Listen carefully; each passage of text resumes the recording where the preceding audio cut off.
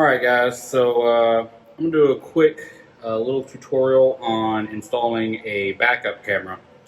Um, Now I've already, in this case, on this vehicle, installing a backup camera, usually you're going to need some sort of screen, factory radio usually isn't the best. Usually people are going to go with an aftermarket, and this one is going with an aftermarket Pioneer touchscreen. So I've already taken apart the dash and wired up the radio. I'll be doing a radio install video, kind of a generic radio install video in the future. But for right now, just adding on a backup camera if you've already got an aftermarket radio, kind of go over that. So here we go.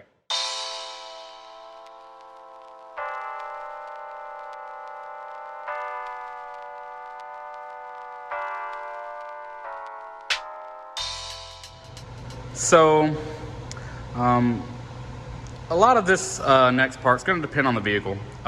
If it's a car or an SUV or a truck. In this case, it's a car. So we're going to be doing a license plate mount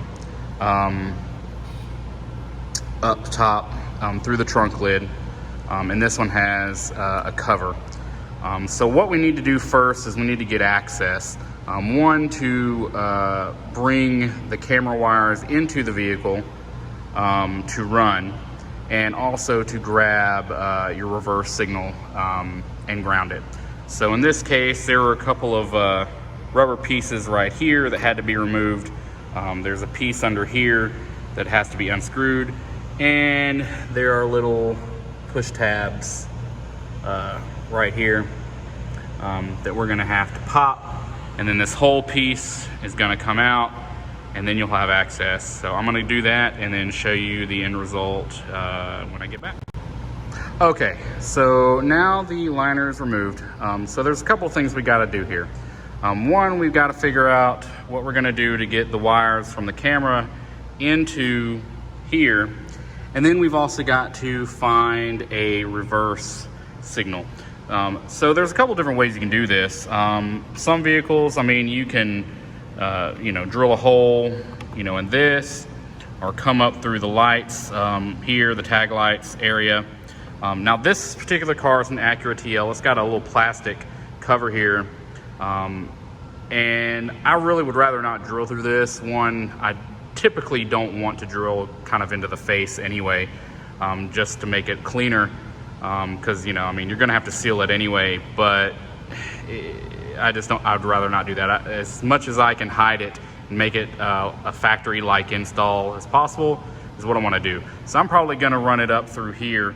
There's access inside here into the back of the panel up through here, and then I can loop it from inside and then grab my signal. Now, more than likely, luckily on this car, the reverse lights are also in the trunk lid, so I'll be able to grab signal, at this plug here. Now, you're going to want to use a multimeter to test these. Obviously, it helps to have a second person so that you can turn the car on, put it in reverse, and have your meter testing it. So I'm suspecting that it's this green wire and the black is ground. So what I'm going to do is I'm going to first run the wire into the vehicle, mount up the license plate camera first, get that dropped, and then I'm going to come back and start testing to make sure this wire is reverse, and we'll go over that in the next section of the video. Okay, so now I don't have anybody with me, so I'm gonna have to cut this in to a couple of different sections while I go and put the car in reverse. But got my connectors here. I like to use these Beta nails. They're pretty good at testing. I lost my other one for my ground lead, but they're connected to what I suspect. Of course, right now we're not in reverse, so we've got 0. Let's put it in reverse, see what the meter says. All right, we're back. Got the car in reverse, and now we're looking at 10 volts. It's been sitting a while. Also, I don't think that this is quite grabbed on tight enough. It's a thin wire, so but yeah, it's definitely getting voltage in reverse and not without, so that is the correct wire. So what we're gonna do is we're gonna connect them and then solder them up. So the cool thing about these particular backup cameras that this customer got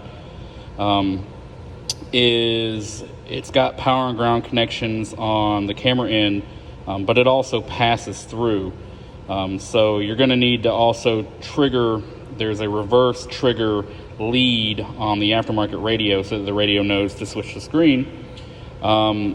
So you're able to actually grab it back here to power the camera, and then it passes through this wire on the RCA so that it sends that same voltage reverse signal up there. So it kills two birds with one stone. It's one wire to run, makes it super convenient, as you'll see when we start running the wires. But let's go ahead and get these connected up, and then we'll go to the next step. Okay, so we've got this connected and soldered up, taped up nice and clean along with the factory loom. So we've got our connection. We've also got that plug. Now the good thing about these cameras is they have a quick connect plug. Got it nice and taped up too, though, just to make sure it's extra secure. Got it ran, and of course we've got our camera up here. I'm not a big fan of this particular style camera.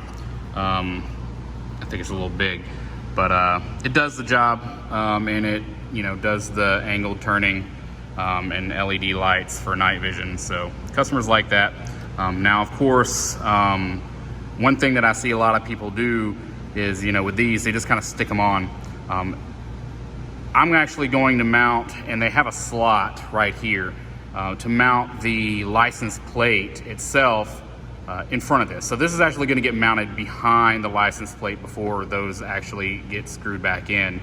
And all you see is, the camera, not this piece. Like I said, a lot of times you'll see people that do this on their own down the road, this piece kind of over the license plate. It's just one of those little things that make it look a little bit better, especially if it's a cheaper camera setup. Now what we're gonna do next is we're gonna run these wires. Now we're gonna zip tie these up along the factory wiring. One, to make sure it's clean, and we also wanna have the same kind of slack. Now this particular vehicle is a little bit more difficult. It's got this little plastic cover.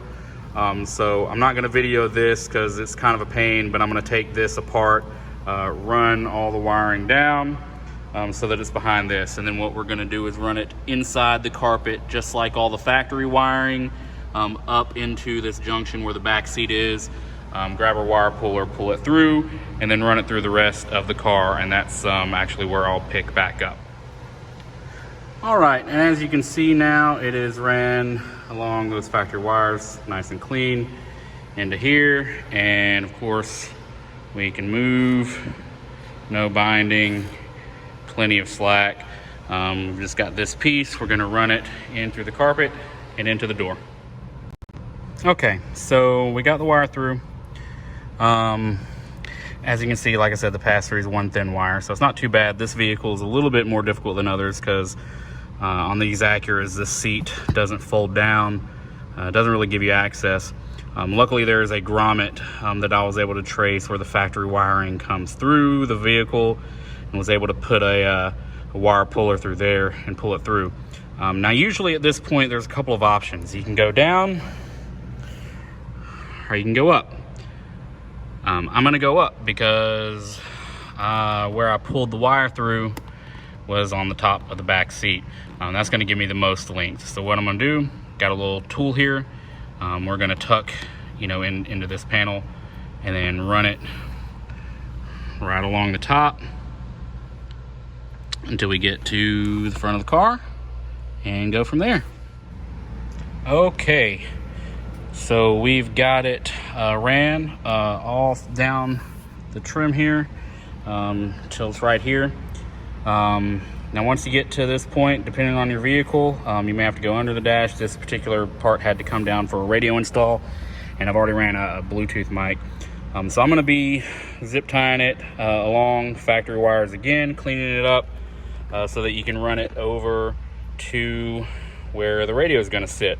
Now I've already got most of this stuff pre-wired as far as the radio is concerned, so I'm going to run it over here, go ahead and connect the radio. I'm not going to put the whole dash back on for the purposes of this video, but so that we can see everything at least installed and test the camera out and make sure everything's good.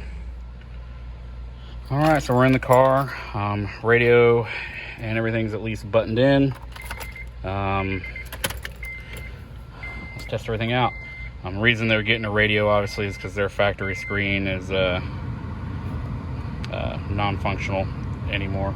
So let's go in here, put in reverse. Of course, it's hard to see, but yep, there we go. Now we're going to adjust it down a little bit because of the way that these lines work, because they turn with the steering wheel, so they have to actually kind of see the ground. So usually I point it down a little bit until just where the top of the bumper is visible right here. So we'll do that, but otherwise everything is good to go. Of course, a couple of key things.